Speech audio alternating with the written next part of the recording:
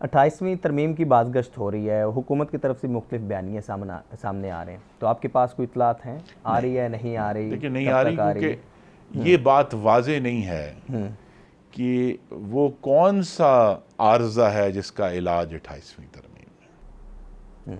तो आप समझते हैं कि 28वीं तरमीम नहीं आ रही? नहीं, देखिए हर वक्त जब हम यहाँ इस्लामाबाद में मौजूद हैं, मुख्तलिफ इशूज़ के ऊपर मुख्तलिफ प्रपोजल्स फ्लोट हो रहे होते हैं, लेकिन अगरचे ये बड़ी फीकी और गैर मसालेदार बात है, लेकिन 28वीं तरमीम पे मैं तो तब बात करूँगा जब उसका मुसवदा काबीना के सामने जाएगा। उससे पहले तो सब हवाई फायर हैं।